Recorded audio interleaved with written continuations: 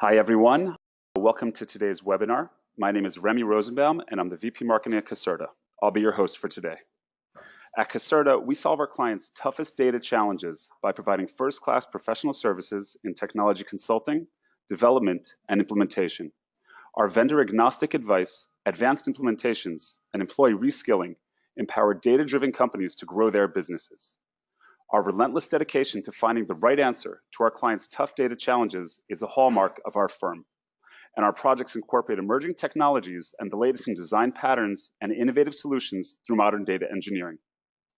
Caserta's complimentary webinars by industry experts like today are designed to give you insight into today's hottest technological trends and issues. After the webinar, you're encouraged to contact us with any questions on how to apply what you have learned today at your firm. Following the completion of today's webinar, a recording of the presentation will be sent to the email address you provided. If you have any questions throughout the presentation, please enter them in the questions panel on the right, and we'll answer them during the Q&A session at the end of the webinar. In today's webinar, we're going to learn about completely re-engineering a legacy data warehouse system to the cloud. We're going to explore a use case at the New York Times to understand the difficulties of migrating data from on-premises to GCP and learn how Caserta helped solve these challenges. We'll finish up with a presentation on Google Cloud Platform and its benefits. So we have three excellent presenters today: Bill Walrond, Principal Consultant at Caserta, Matt Duigan, Executive Director of Data Engineering at the New York Times, and Jim Murphy, Sales for GCP at Google. So we're going to start with Bill Walrond.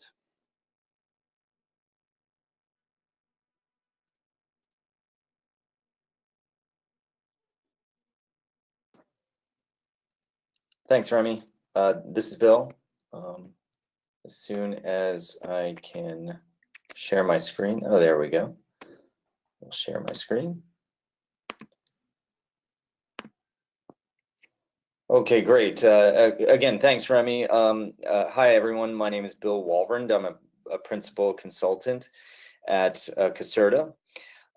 And today I'm going to be talking to you all about a theme here, a data architectural theme called Old Meets New with the All-Purpose Data Lake. Later you'll hear Matt Duigan from the New York Times talk about one of the projects that we worked on with Matt and his team. This topic here that I'm going to be covering was a data architectural theme that influenced a lot of the designs that we implemented on the project that Matt Duigan will be speaking. Just a brief history, very brief history. Along came big data and distributed processing for the masses. Which has been a fantastic development of technology, as well as predictive analytics, also for the masses. Very new and innovative technologies that have changed a lot about what we're doing with data. And with those new technologies arrived different data structures. The rise of big data really led to a preponderance of flat data lake architectures, which are generally better for data science applications. And by flat, I mean data architectures, data structures that are very, that include all of the elements and data features that data scientists would need to build their model. It's very flat in that the idea here is to join as many data sources together in however way that you can, include all the data features that are available. Now that's been fine, but while the predictive analytics revolution has been occurring, there's still challenges elsewhere. Many enterprise companies are still having challenges answering basic questions about their business. For example, how many customers do I have? Did we meet our revenue forecast last quarter? And other very, fundamental questions that now these may seem easy, but in an enterprise level, this is oftentimes a lot more challenging than you might think due to separation of data, maybe acquisitions along the way, variety of systems that are used within the enterprise. There's a multitude of reasons why this isn't exactly easy. So now, considering enterprises are still having challenges with some fundamental questions, but at the same time, data science is pushing forward with their goals and their data structures, which are unique. Can we find a potential where we can imagine a set of data structures that serve the needs of both? And of course, the answer is yes, but with a thoughtful data architecture. So today's objective is we're going to explore these data architectures that make sense for both data scientists and business intelligence analysts, and that there's no need to replicate data to serve these two functions. One repository can serve many. And again, this is the foundational theme used and influencing our design choices on the New York Times project that Matt Digan will be talking about shortly. But I want to address a sort of a misconception here about big data, because I've heard many say, well, it's big data and it's the cloud and storage is cheap and abundant, so why bother trying to unite the goals of data science and business intelligence? With this abundance of resources, can't both areas just simply do what they need to do with the resources that they need? Well, there's a problem, and the problem is consistency.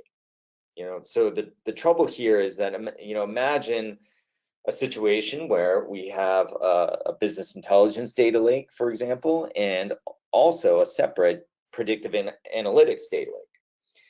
Both data lakes sourcing data from perhaps the same sources, maybe a mix, a different blend of sources. But when they're producing results, they may come out with results that are a little different. For example, a predictive analytics data lake might come out with a different number of customers than a business intelligence data lake. And that's kind of a problem. So data scientists might think, well, a small difference like that maybe might not be so statistically significant, but to a finance manager who wants to know where those 6,000 customers went, that's going to be a problem. And this is a problem that is very challenging to solve, but also not a great use of time to try and trace back through two different pipelines of why one metric is bigger than another. This ends up to be just an unproductive use of time. So what do? The solution, we create a single source of the truth. So our approach in doing that is we're going to establish one data lake framework to serve both business analytics and data science. Okay, so how are we going to do that?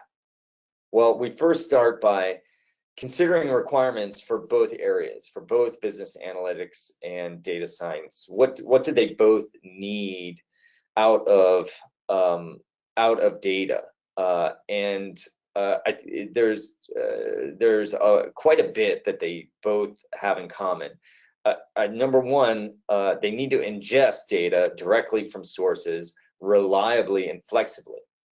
So that's sort of sounds obvious, but let's get more specific about what that means. Well, each area needs to land data, that is, receive or request raw source data from the sources. And in doing so, we need to support a couple different capabilities. We need to support batch or streaming, push or pull. We need to either allow our sources to push to us, or we need the ability to pull from our sources.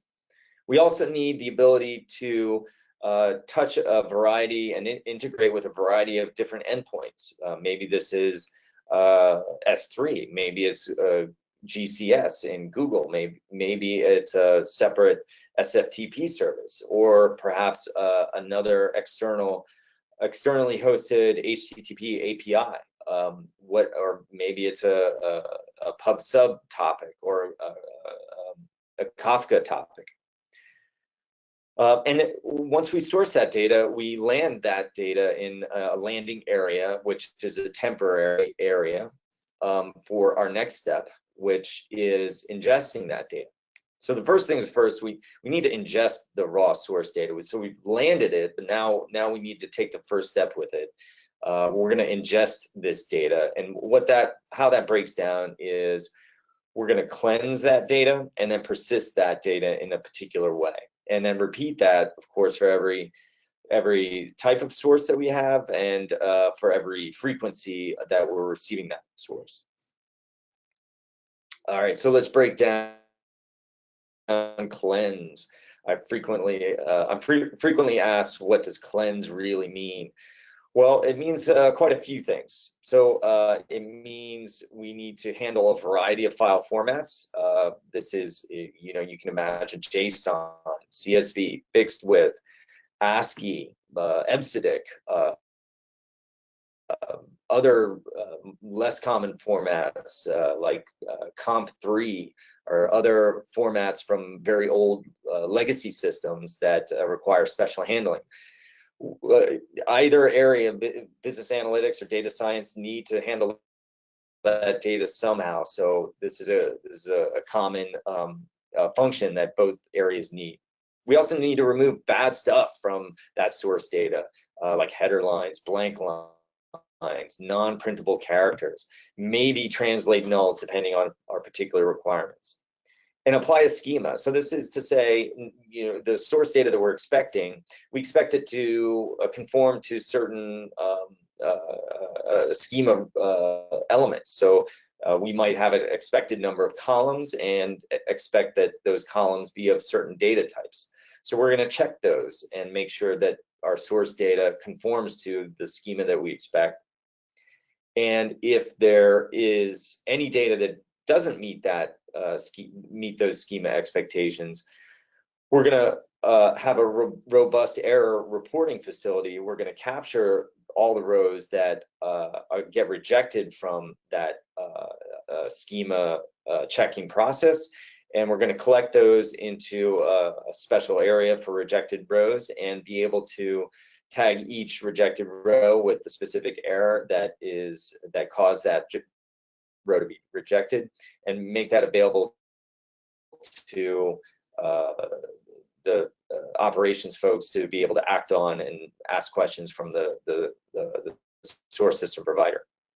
It turns out to be more work than you think. There's a lot of investment into this set of tasks, but the investment is well worth it down the line when both business analysts and data scientists are using this data to answer questions. With these tasks done, then those constituents don't have to worry about performing any of these functions. It's already done, and they're using the data, assuming that it's clean and that it's of the schema that they expect, and don't have to worry about these sort of fundamental issues. It all gets taken care of. Okay, so after cleansing, we now need to persist this data. So we take this data and we persist it to a cloud storage, and we are saving this data in the same schema as the source provides us, and we want to use an advanced storage format, either Parquet or Avro, or a bit partial to Parquet. It has several key features. It's self-describing. It has advanced schema support. it's columnar, it's typed, so you're storing data as integers are integers, floats are floats, and dates are dates. It's all stored as proper objects. It supports partitioning and compression and encoding, so it's a very full-featured format.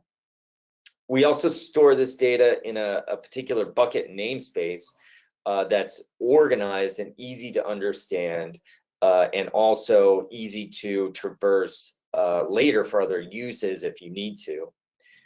And then once we persisted this data, we archived the raw, unmodified, and uncleansed source data in a separate bucket, which we can apply separate ILM policies towards, but also have access to that raw data if and when we need to perform other ad hoc analyses or provide other traceability functions. Oh, and just an example of some good namespace patterning examples. You want to spend some time and some thought putting together a thoughtful namespace that's going to be it's going to allow you the flexibility that you need, but also give you the organization that you need. And so this is just one example. Okay, so next, so ingested data from the source, and again, so far we've taken steps that are both valuable to both to business intelligence and data science, and that they have that much in common. So now what? Okay, so now we start to envision what our all-purpose data lake really needs to look like. So we start to think of a set of specialized data structures focused on enabling answers to questions related to specific topic areas of the business. So we have the source data, it's in whatever format that our sources gave to us, but our sources don't understand what questions that we need to ask about our data. So in the middle, we need to think about a set of specialized structures to answer these questions. Okay, so how is this different than any other data lake? Well, I've heard people describe a data lake as raw, just for raw data or unstructured data. And while this has been true, or might be true in many organizations, I think the rationale that we're taking here is that if we have the capacity to store and process all this data in its raw format, and also perform advanced functions like machine learning on this data in this format, then we also have the same capacity to structure that same data for more than one use. And so that brings us to considering a set of model data structures for this purpose. And so we consider these model data structures to reflect fundamental aspects of our business or customer activity. And this represents a conceptual intersection of the raw data and the people trying to understand it, with the goal of making data analysis as easy as possible, but knowing that data comes to us in a format that we often don't control. So that brings us to one of the themes here, which was old meets new, and this is the old part. So the STAR schema is a data architecture theme that has been around for a long time, and it has several qualities that serve a lot of different purposes.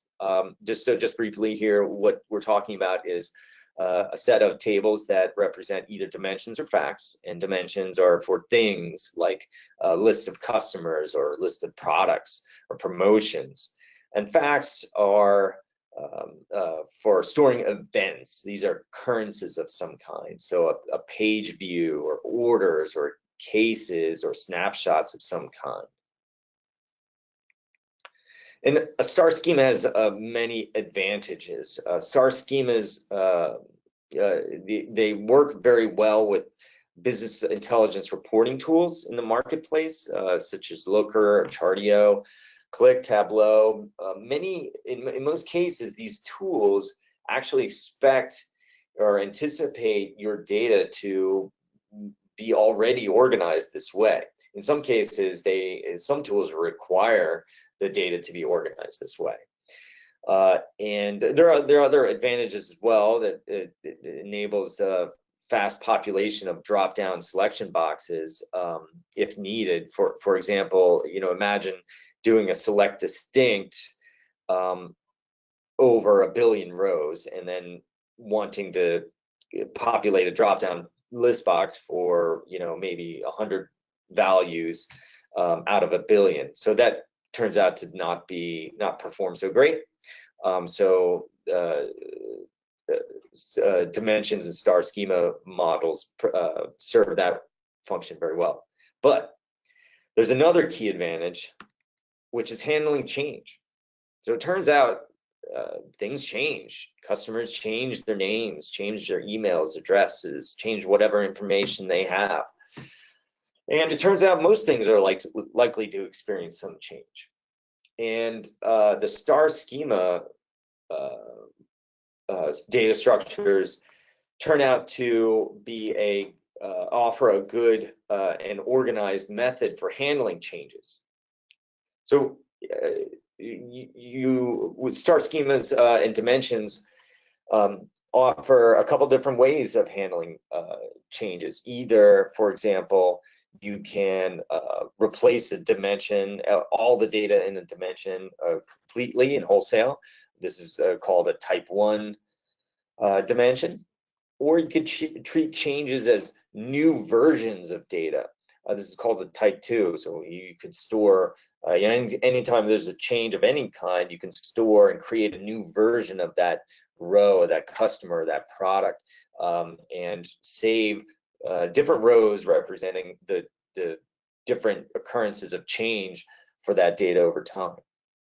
Or you can handle change in a unique way that makes sense for your situation. There's never a one particular formula that works for everybody, but the dimension, the star schema, allows you to implement whatever logic or rules make sense for you. And just as a note, we use a lot of Spark. We use Spark in the New York Times example, but Spark, it turns out to be an excellent platform to process dimensional loads. Just one quick example there, the subtract method turns out to be very handy. I guess the one way to think about this is, without dimensional structures, handling changes could be very challenging. It could mean a massive replication of large data sets. Imagine if you had billions of rows in a flattened data structure, and then somebody hands you, an updated customer file, and now you have to take that that new customer file and replicate that massive data set, but now overlaying the new updated customer data set. So that's a lot of work, and it might not be completely valuable. Okay, so next, as we imagine and process our facts and dimensions, we persist those facts and dimensions in cloud storage. Again, we use a logical namespace, but it's separate from the ingest namespace. But we also replicate those same data sets in a large SQL database service.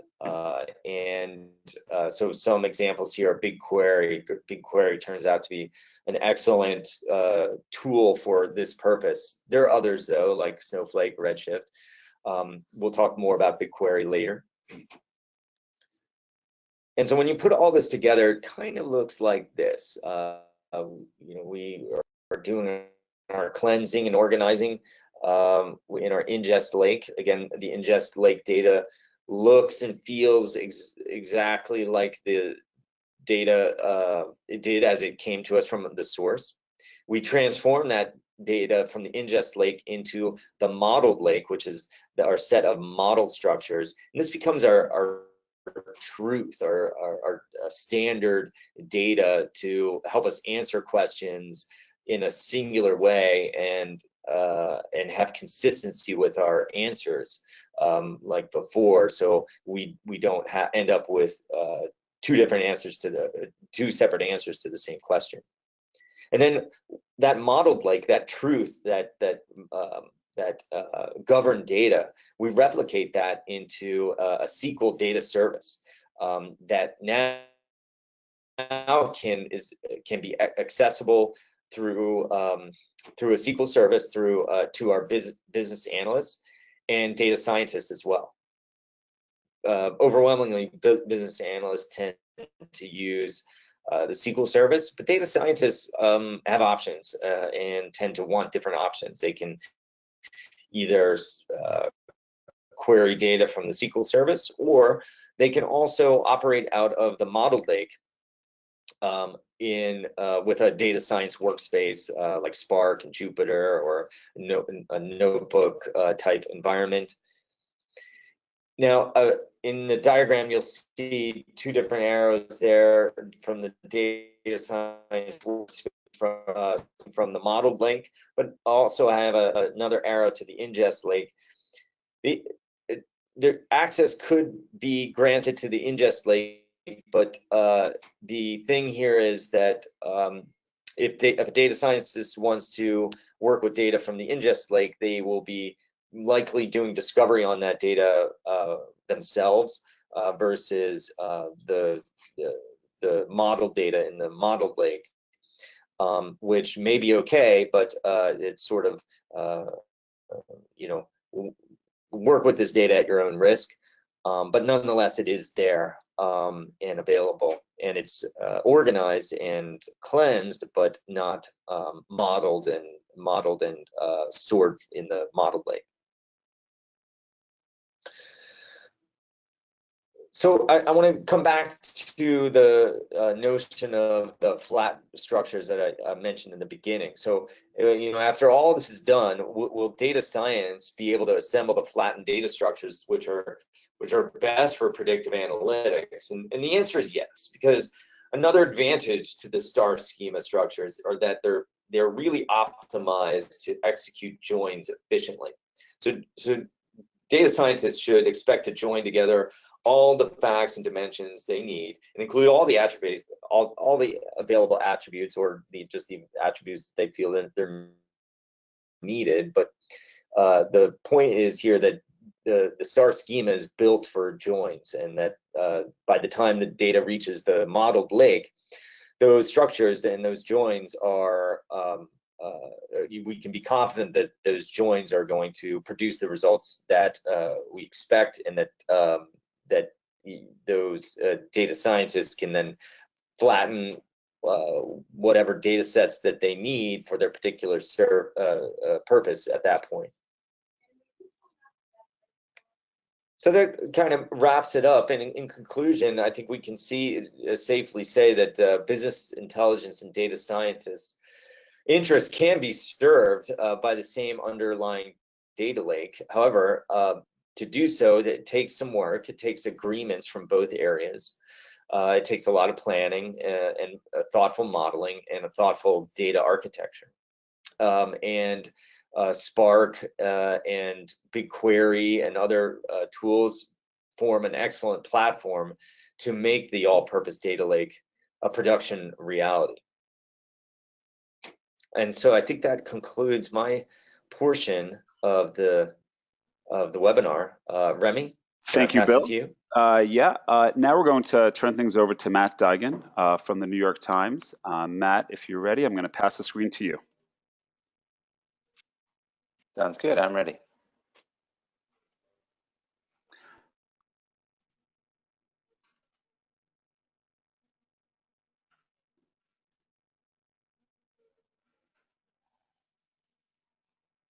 Okay, hi everybody. I'm Matt Deigan. I run the data engineering group at the New York Times. And I want to tell you the story of the project that resulted in the platform that Bill was describing in the earlier presentation. And during that project, we built a new home for our customer data on GCP. We moved out of our 15-year-old data warehouse. I'll tell you a little bit about the New York Times as a business and give you some insight into what kind of data our team is working with. So as of last quarter, the New York Times had 3.7 million paid subscriptions. So we're a subscription-first company, and about 75% of those subscriptions are digital only. So all this data is flowing into our data warehouse and into our data platform, and this is the kind of data that my team works with day in and day out. The core purpose, as I think of data engineering and data engineering at the New York Times, is for us to make sure that the data that we steward is fresh and clean and trustworthy, and that we enable other teams to make the data that they own available to the rest of the company in the same way, and ensure that their data is also trustworthy. We do that by building frameworks and establishing best practices and standards and evangelizing those throughout the technology organization at the New York Times. For this project in particular, we had goals and reasons why we wanted to move to a cloud platform. We wanted to be able to focus more on the data and less on the operations. We wanted to leverage innovation that was happening in cloud services. And we wanted to improve our delivery speed. So for us, this specifically was manifested in a couple of key services, BigQuery being one of them. We wanted to get away from the operational overhead that our previous platforms had and enjoy the simplicity that we would have on BigQuery, and also use things like Spark to scale out our workloads and to take advantage of services like PubSub and cloud storage. So our old world was a data warehouse that was running on Oracle 10G on Solaris. We used Informatica for ETL, and we did all of our reporting with business objects, and there was some Pentaho in use also. And we use that system and those processes to manage data around our digital subscribers, around our home delivery business, for just both distributors getting the paper and delivering it on delivery routes, and also for customer care. So when that paper didn't make it to your doorstep and you called up customer care to complain, that produced data that analysts wanted to look at, and that also landed in our data warehouse. And lastly, we used all this information to forecast growth, particularly around subscribers and subscriptions. So there were hundreds of reports involved, and these reports powered analytics and business operations across our enterprise. And there used to be some Hadoop in there too. Luckily, that cluster was shut down right before I arrived at the New York Times.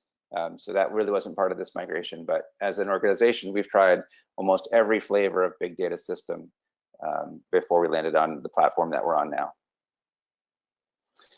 So our new world, the one we built with the help of Caserta, was based on Spark and Dataflow and BigQuery and other services in GCP like PubSub and GCS and Dataproc.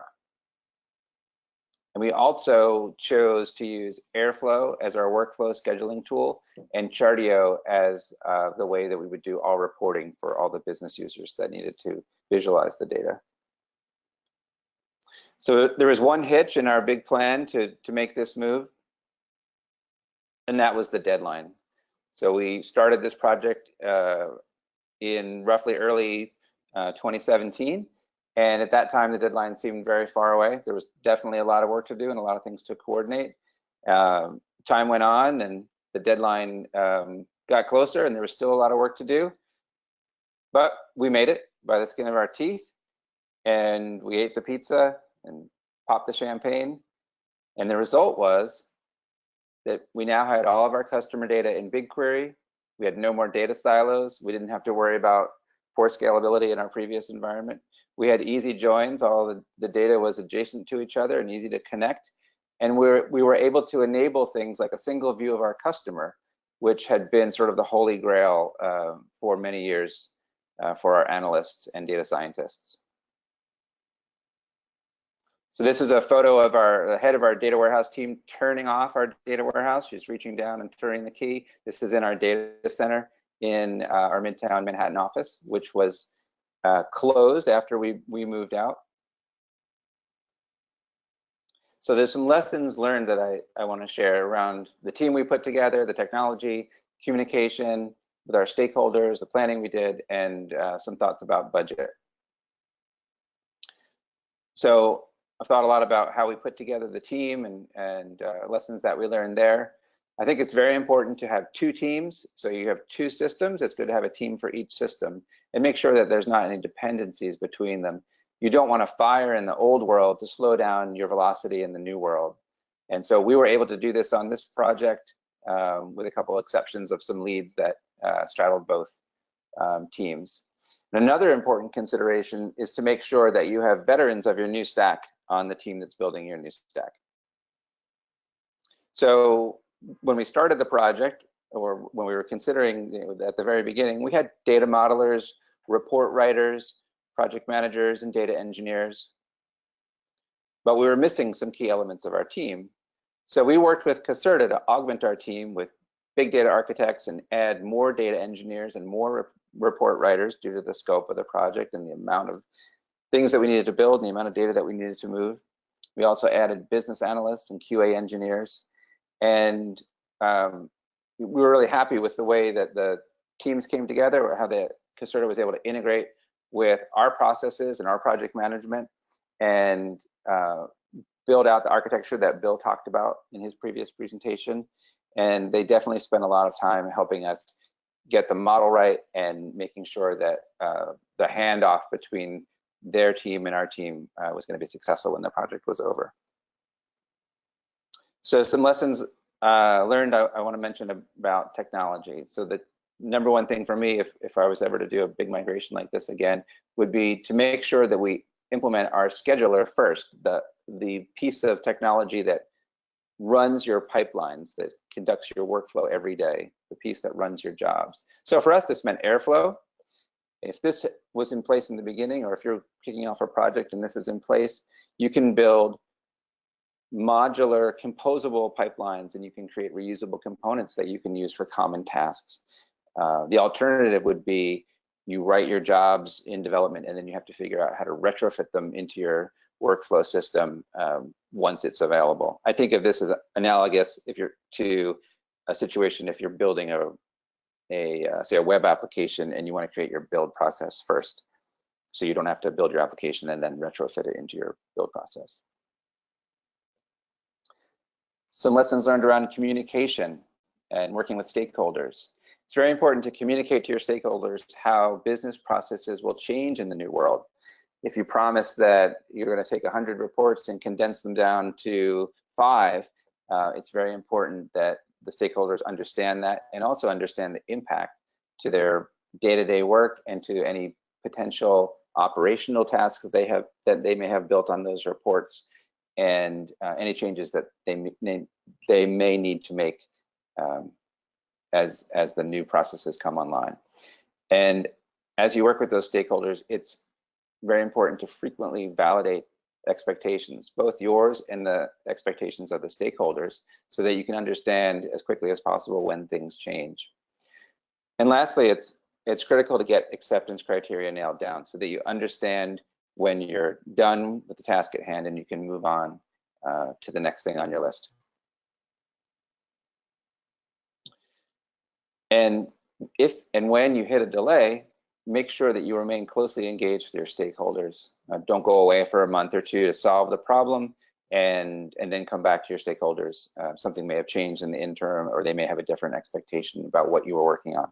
So it's important to remain engaged with them as you work through any issues.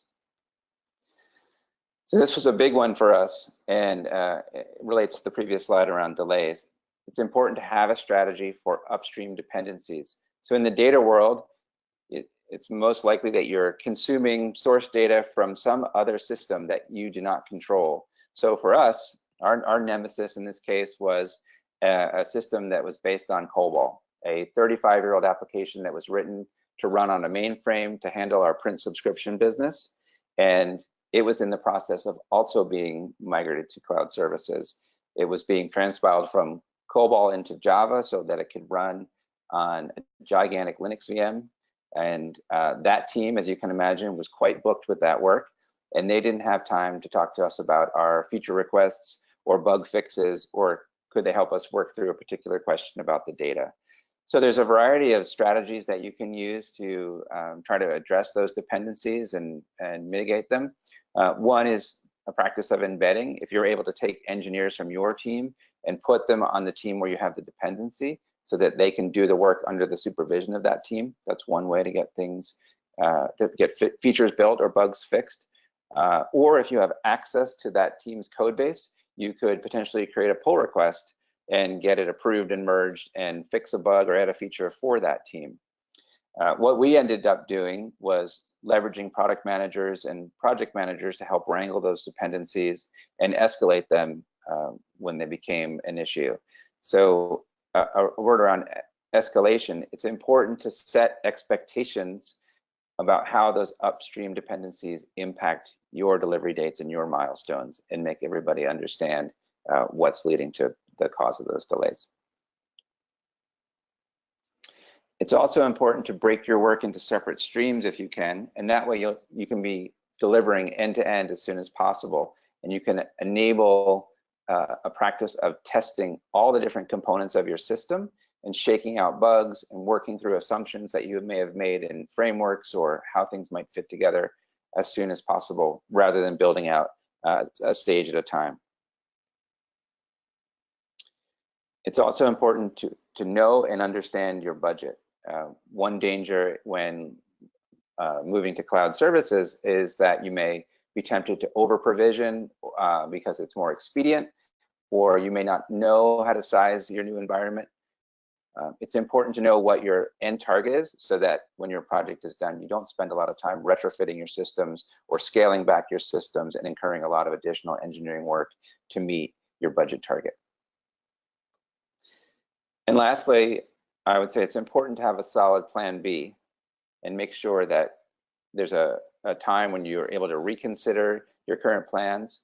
And if you hit that milestone and haven't met all the criteria, that you can go off to another branch and accomplish your goals that way.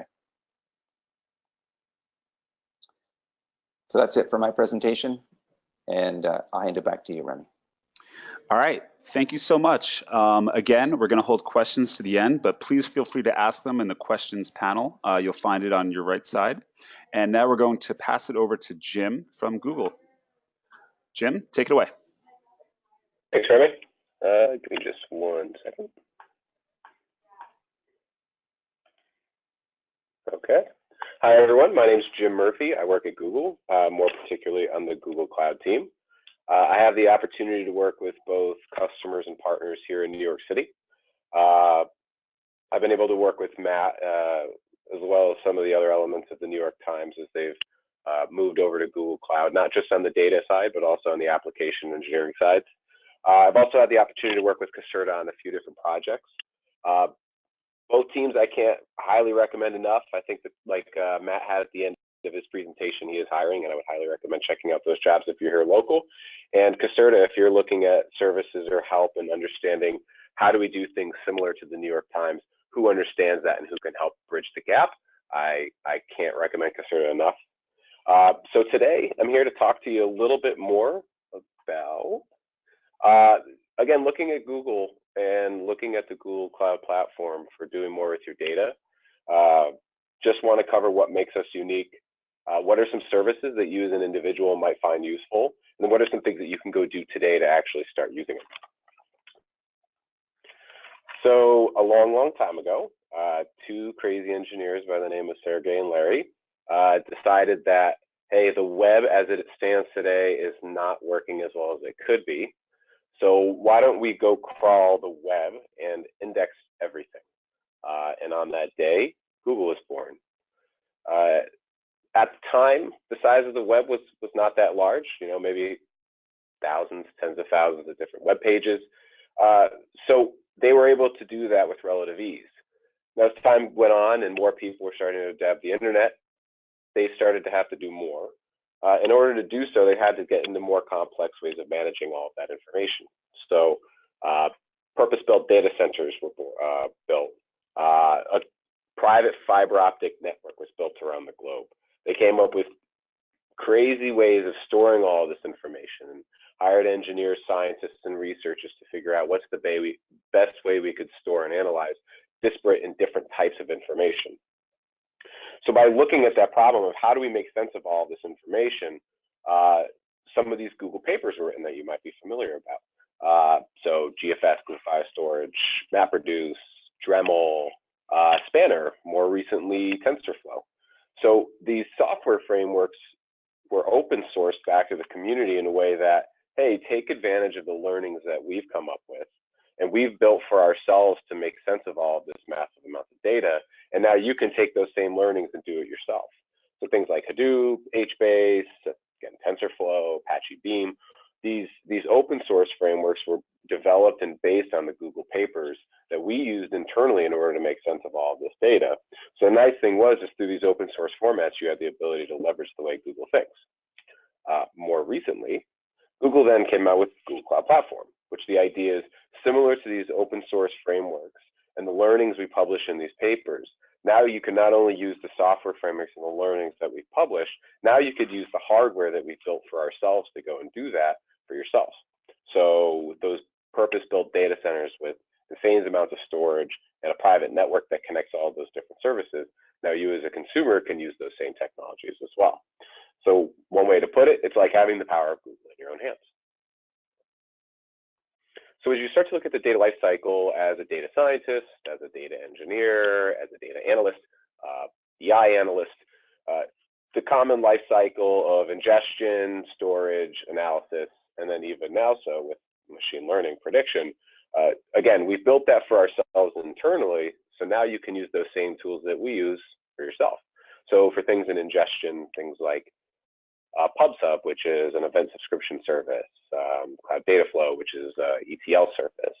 As these guys mentioned a couple of times, BigQuery, which is our petabit scale data warehouse. And then as you start to look to do more advanced things, again, centered around machine learning, we have both TensorFlow and machine learning APIs, as well as Data Studio, which is good for visualizations. So in the ingestion side of things, if you're a consumer of GA360 data or YouTube data or AdWords data, one nice thing is you can turn on a transfer service within BigQuery and you can automatically export that information as you see fit. So you can start doing that analysis and joins to start to, look at what are my customers doing on all of our different platforms.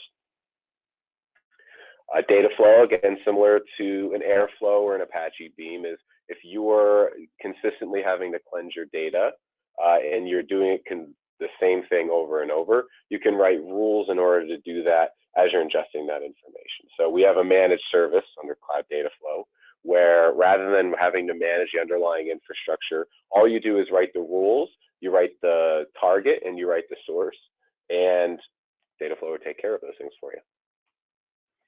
Dataproc, in similar meetings, we've talked to customers and people tend to like Hadoop and Spark, but they don't like managing Hadoop and Spark. So if you're sick of managing cluster size, allocating capacity, or just flat out having to pay for racks, one of our more popular products is Dataproc, which is just basic Hadoop, managed Hadoop and Spark. All the familiar libraries and third-party plugins that you like to use are available as well. So it's just basically offloading the management of those services to Google, who can do it well and who can do it cheap. Again, mentioned a couple times here today is BigQuery. I find working with customers that this is oftentimes like the gateway drug to working with GCP. They are looking for a cost-effective and scalable solution to store massive amounts of data and then do analysis on top of it. And oftentimes BigQuery is the first step in doing so. Again, we use it internally. You have the convenience and familiarity of using SQL-like queries to analyze your information. You can store massive amounts of data sets inside there. It's very secure. And again, you can write fast queries. So if you're trying to do sort of real-time analysis on things, you have that opportunity. Data Studio is a free tool that we offer back to the data science community. It's a visualization tool similar to like a Tableau or a Looker or potentially even a Chartio. The idea is we had these sites built internally and we had to do metrics on usage or customer metrics. And we just allowed basically people to use that same tool. So if you're looking for a fast, easy and cheap way to start doing analysis on data, I highly recommend Data Studio. So those are some of the services that you could go look at today. Now, things you could go do today, back-ended by these services. The first thing I highly recommend is to check out Kaggle. It's a data science competition. It was an independent organization that Google brought into the family a couple of years ago. But the idea is, open source data sets, teams of data scientists and engineers can go and try to make sense of that information, sometimes even for money. Also, I highly recommend Code Labs. It's codelabs.developers.google.com. It's a really cool way to go do basic tutorials on certain things that you might want to accomplish. It could be building a mobile web page. It could be building a data flow pipeline. It could be importing public data sets into BigQuery and doing some sort of analysis on those. It's a how-to guide that walks you through step by step how you can start to use some of these services and start to do something cool. And lastly, like I mentioned before, if you go right into the BigQuery console and you click on transfers, you can go and select some of the other Google domains or Google platforms that your company may already use and turn that on. It'll give you access to a bucket. It'll give you access to a table. You export that information and you can start to write queries against it. So I highly recommend those if you're working within those platforms already today. And with that, I appreciate your time. And Remy, I will pass it back to you. Thanks, super insightful. We actually have some questions that I'm actually going to start with you while I still have you fresh on the line, Jim. So just bear with me one moment. And we only have a couple minutes for questions. So if I don't get to your question that you write in the panel, I'll be sure to email and answer anyone. So Jim, I'm going to get started with you. What are some of the data trends that GCP is seeing with its customers right now? Sorry, could you repeat that, Remy? What are some of the data trends that GCP is seeing with its customers? With people using GCP. Question. Yeah, some of the big data trends, or some of the data trends that I see are, again, how do I do joins across different platforms on my information? So yes, I may be using YouTube or Google Analytics 360, but I also want to compare that against things like Marketo or my Salesforce CRM data. Again, one nice thing is when you're working with something like BigQuery is you can do fast joins on those information and fast analysis, so you can start to see if there's any insights that you may have not checked before. Those are the big things that I tend to work on with my clients. Okay. This one is for Matt. Matt, how did your group at the New York Times decide that BigQuery was right for your use cases? Well, that actually happened before we began the project, about a year or so. And we had an inkling that BigQuery was going to be a good fit for the types of analytics workflows that we were doing. And so we put together a specialized team to do that evaluation. And it was composed of data scientists and data analysts and data engineers. And we basically put BigQuery through its paces, and everyone came away very impressed and excited. The analysts in particular were especially happy with the way that their user experience vastly changed from our previous environment. And it was just a big win for us. So as Jim mentioned, I think that was definitely the gateway drug for us in data. But in addition, as a technology org, we were also thinking about moving to other GCP services too. So like Kubernetes and things for our main application teams. Okay. Jim, this one's another one for you. Are there any Google database migration tools, such as for lift and shift? There are tools. There's data transfer service. So if you have data that is in other clouds or other storage buckets, there are fast and easy ways to just basically link up with Google Cloud Storage and to do that. Now, the transfer services are available, and I recommend them, but honestly, I'd recommend also working with someone like Caserta, who has an understanding of how to do that for massive data sets. So if you're working on a large project, I would still elicit the help of someone like your organization, just based on that experience you have working within the industry. Appreciate it. One more back to Matt. So now that you've moved to GCP, what's next on the roadmap for your team? Next for us is what I call the second tier of necessity, which is enabling discovery and governance primarily. So we've moved all of our data and now it's all in one place. And now we need to enable systems that allow us to understand what's happening in each data set, what our golden data is, what the metadata about that data is, and how people can easily get onboarded to different data sets that we've made available to our company. All right, very cool. So I think that's about all the time we have for today. Everyone, thank you very much for attending. If you have any further questions, please don't hesitate to email me at Remy, R-E-M as in Michael Y, at Caserta.com. Thank you to our great presenters, and the recording will be sent out today or tomorrow. Thanks again. Take care.